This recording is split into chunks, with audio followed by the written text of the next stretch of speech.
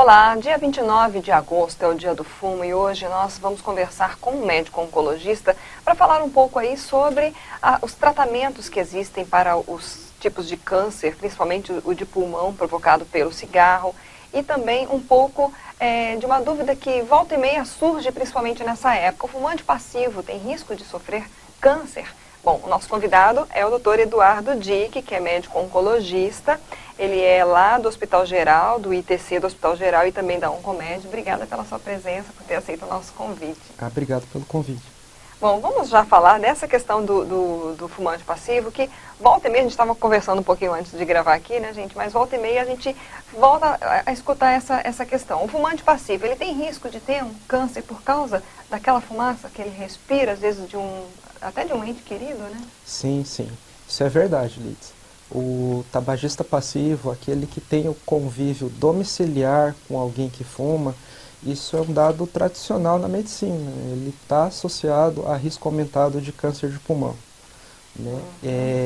Isso tem relação com o tempo que a pessoa foi exposta, com a carga de tabagismo, e na prática é muito comum. Né, a gente vê isso, né? Às vezes a pessoa conta no consultório ao diagnóstico, né, que nunca fumou, que nunca teve esse vício, esse hábito, mas que morou com o esposo, com o companheiro, com um familiar que tinha esse vício, né? Então é algo que é importante a ser combatido, é uma das razões pela qual o tabagismo ele deve sempre ser combatido, sim, né? Para proteger não só a pessoa, né, para livrar do vício, como para proteger os demais familiares, né, as pessoas que estão ali no convívio domiciliar.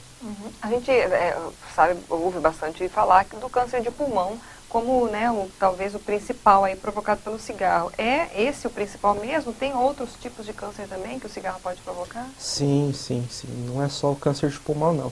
O câncer de pulmão, ele é um exemplo na medicina que existe uma relação mais fiel de um fator de risco com uma doença, né? Por isso é tão divulgado, é tão descrito isso na literatura médica, né? Uma doença que tem uma relação muito fiel da causa e consequência, né? Quanto mais tempo uma pessoa fuma, maior o risco. Quanto maior a quantidade de cigarro que a pessoa fumou, maior o risco. Quando a pessoa elimina esse fator de risco numa população, o risco de câncer de pulmão, a incidência diminui. Quanto mais tempo a pessoa parou de fumar, o risco ele vai diminuindo também. Então existe uma relação bem fiel. Mas existem vários outros tumores, né? O tabagismo está associado a risco aumentado de tumores do tubo digestivo, de câncer gástrico, a câncer de pâncreas, a vários outros tumores, sim. Então existem várias, né, razões médicas para a gente combater o vício do tabagismo, sim. Quais são, assim, os primeiros sintomas que a pessoa pode perceber que ela possa já começar a desconfiar que ela pode estar com câncer? Existe? Sim. Esses sinais? É assim, o diagnóstico de câncer de pulmão, ele é motivado pelos sintomas, mas ele é motivado também pelo perfil do paciente ter o fator de risco, né? Então, assim, como a maioria dos casos de câncer de pulmão ocorre em paciente tabagista, é justamente no paciente que tem esse fator de risco que esses sintomas eles vão ter a maior valorização, né? Que vão estar associados à maior possibilidade do diagnóstico.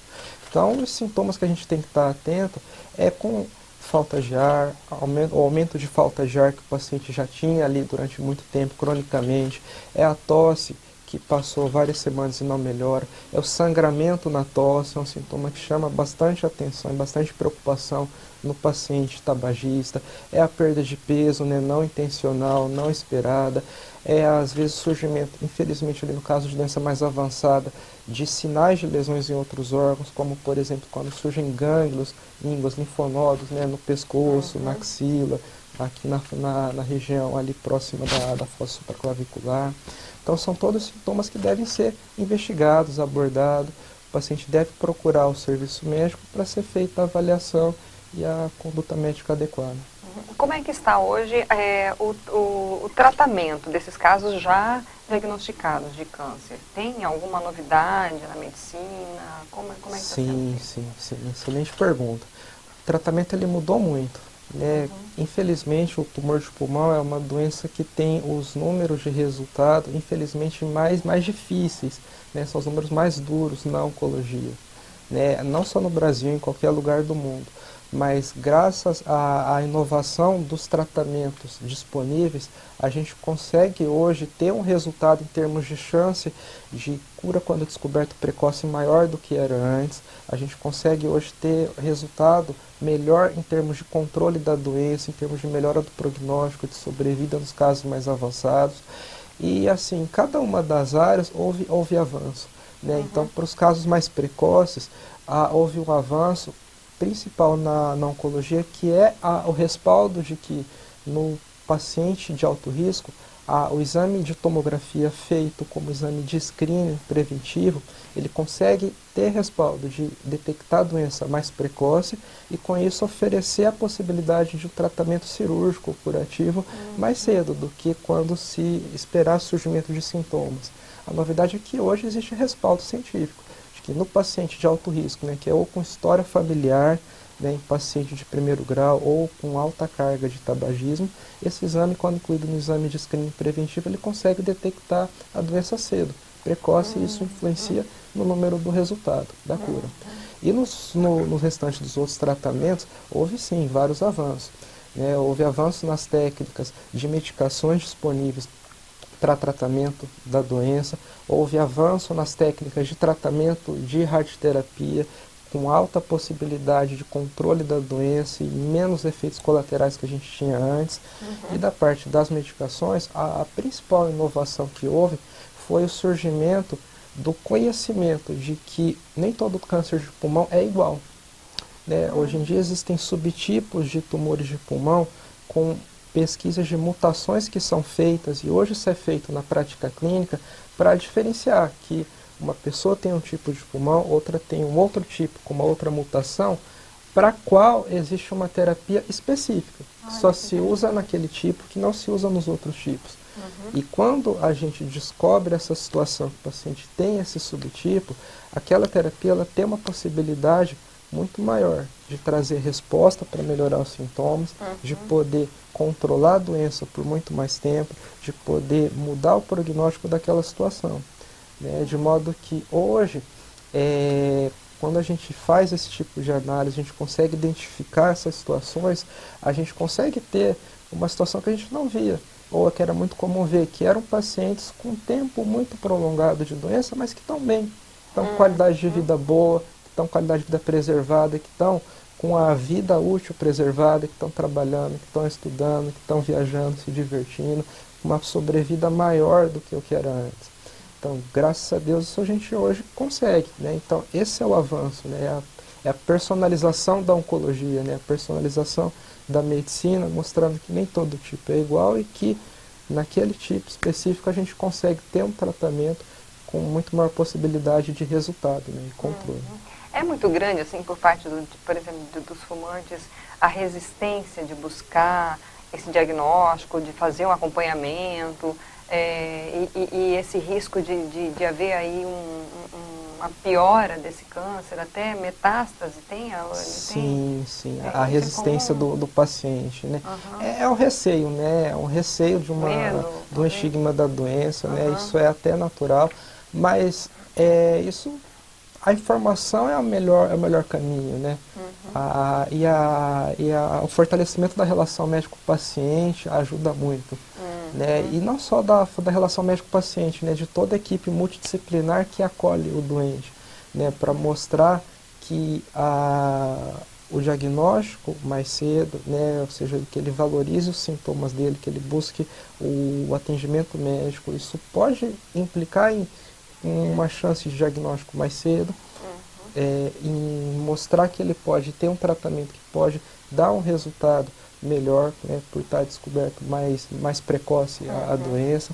Então, esse receio existe, ele é natural, mas aí o melhor caminho é a informação, o acolhimento, né, por parte da equipe multidisciplinar, né, não só médico, enfermagem, fisioterapia, nutrição, psicologia, as outras equipes médicas que acolhem o paciente, né, não é só a oncologia clínica, também, a cirurgia oncológica, o radioterapeuta, entendeu?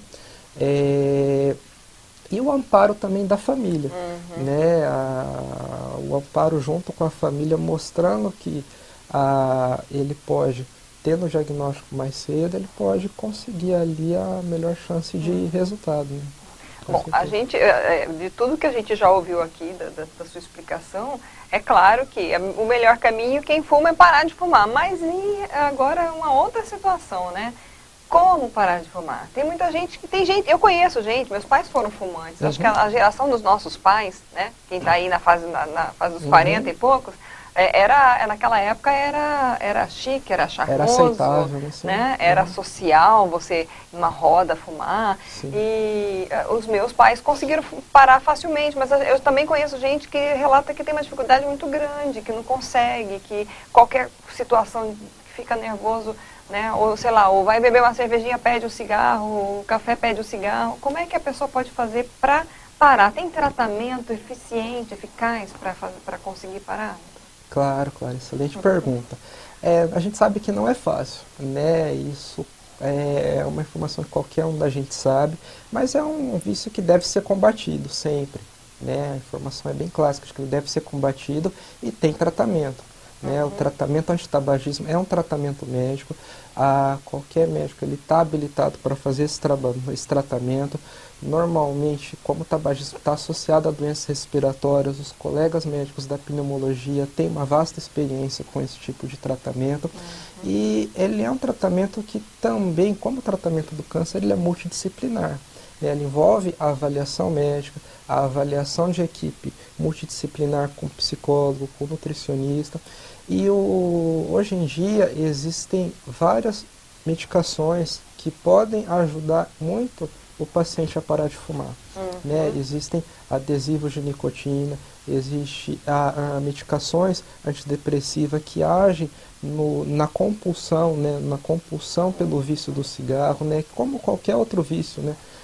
Então existe tratamento antidepressivo específico para isso, né? Com medicações que agem no sistema dopaminérgico, que é o responsável pela compulsão, mas é importante a gente reforçar que o tratamento antitabagismo ele é multidisciplinar, né? Porque infelizmente cada uma dessas medidas individuais tem uma chance de insucesso considerável. E o acompanhamento em equipe, juntando todas essas técnicas, ele ajuda muito, né? Ajuda muito a chance de sucesso, né? É importante a gente ressaltar que como qualquer vício, quando a gente vai abrir mão dele, ele vai deixar um vácuo, né, que deve ser preenchido. Então não tem como a gente deixar de ressaltar a importância do paciente buscar uma outra atividade que proporciona o mesmo prazer para ele que o cigarro. A atividade física não tem como a gente deixar de falar, ela ajuda muito nessa situação, entendeu? E o melhor caminho também é a orientação, né? Buscar o auxílio, o paciente ele tem que querer, tem que estar motivado a querer e a seguir esse caminho, essa trilha, né? Que também tem que ter um acompanhamento tão importante como o nosso do tratamento oncológico. Que até tem uma das, não sei se seria das crenças relacionadas aí a essa prática, mas o medo de engordar. Isso acontece muito com as mulheres, né? Vou parar de fumar, vou engordar. Mas às vezes a ansiedade faz ela comer mais e, sim. Então a atividade física, uma dieta é importante isso também. Isso é natural, sim. E é muito comum a gente ver isso no paciente que parou de fumar, né? Mas